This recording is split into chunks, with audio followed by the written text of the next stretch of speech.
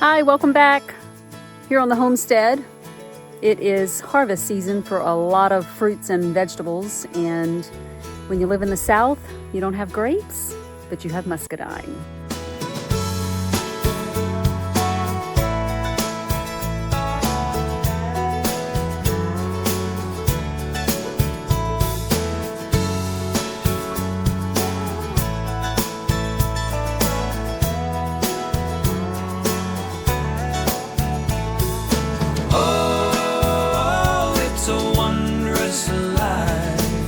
Living off the land, what God has provided. Oh, it's a beautiful thing on this ground we tread at the Homestead.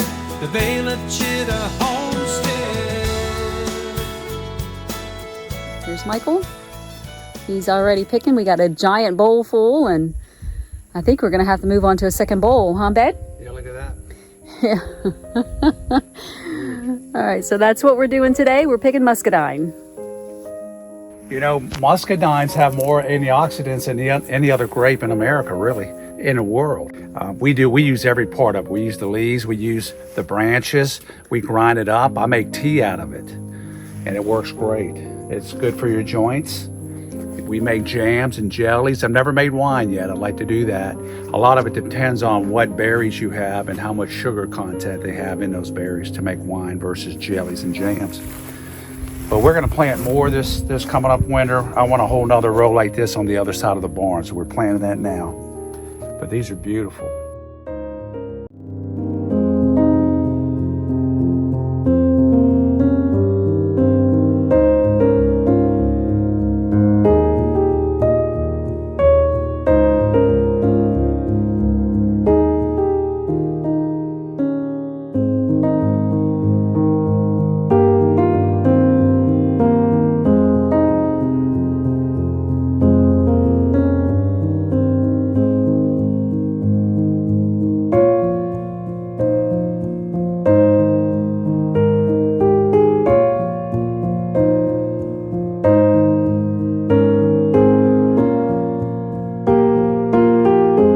Some of these, y'all, are massive, almost golf ball size in some cases.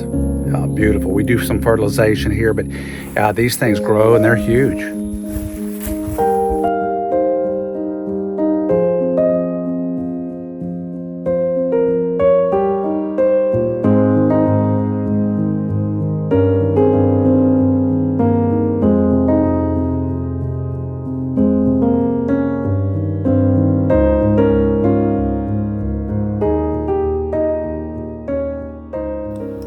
Okay, so it's been a few weeks since we harvested all of our muscadine grapes, and we put them in Ziploc bags, put them in the freezer. And because when you harvest the muscadine grapes, it's not a harvest in one day and you're done. It's over days or even a few weeks that you're collecting the grapes off the vine. And so we just collect them daily in the Ziploc bags, put them in the freezer, and then after the bulk of our gardening season is over, early fall, which is about now, I'll go ahead and start pulling the berries out of the freezer and canning. And I've already done my blueberry jam. Actually, I do a triple berry. It's a blueberry, blackberry, huckleberry. And although the huckleberry didn't do too hot this year, so I did a double berry jam. And if you're interested in looking at that and learning, I did it actually without any sugar. And so it's a sugar-free jam. And I'll put a link right up here for you so that you can go check out that video. Meanwhile, I've got my muscadine here in the pot. I'll show you. Just barely covered with water. And I'm gonna cook those down for about 45 minutes or so. And then I'll go ahead and mash them as they're cooking. And then eventually I'm gonna put them through my food mill and get all the seeds and the skin out. The skin can be kind of tough. Okay, I'm just gonna break up the muscadine a little bit more. I use the potato masher and it's just not quite getting it done, so I'm gonna use my immersion blender.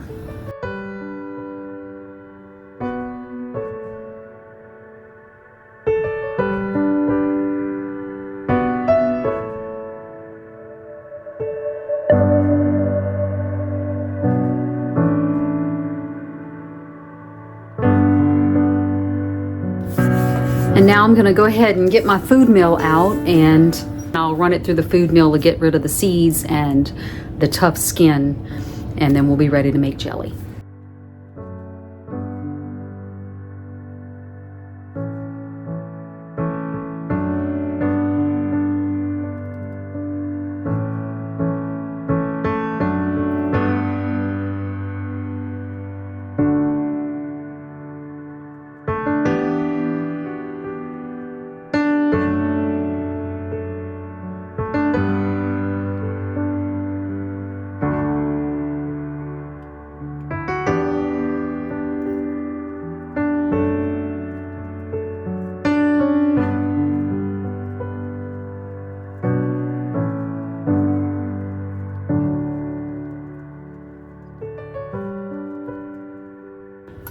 Alright, so the leftover pulp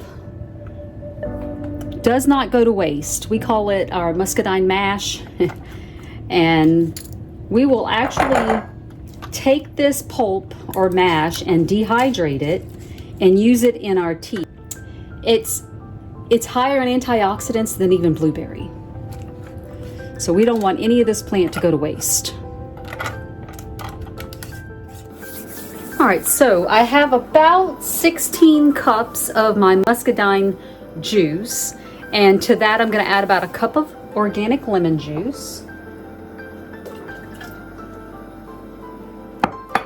And I'm going to put about 4 cups of cane sugar, raw cane sugar, and which in the grand scheme of things, that's really not a lot of sugar compared to 16 cups of juice. So the reason I can get away with that is I'm using Pomona's pectin right here.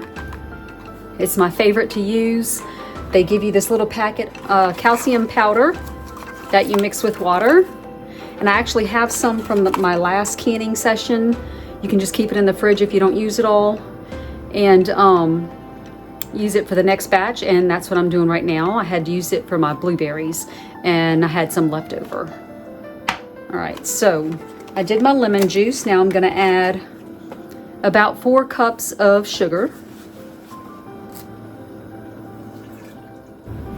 Now I'm just going to add my calcium water.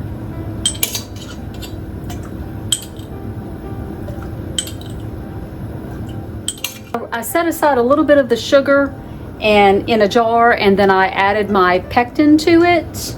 And I'm going to take a little bit of the hot juice and put it in there and dissolve it real well before I add it to the pot.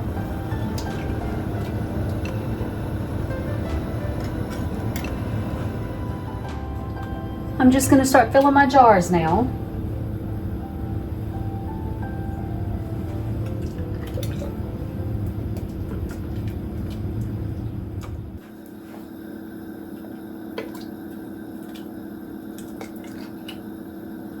I'll be leaving about a 1/4 inch headspace, and these will be processed in the water bath canner for about 10 minutes. If you live at a higher elevation, then you'll have to adjust your time accordingly. I have all my jars filled. I'm going to go ahead and clean the tops.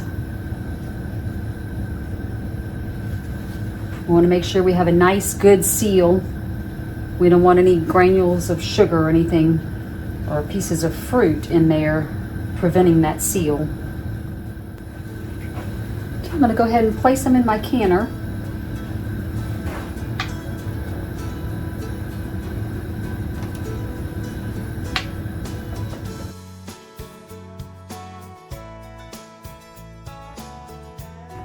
And they're already starting to ping.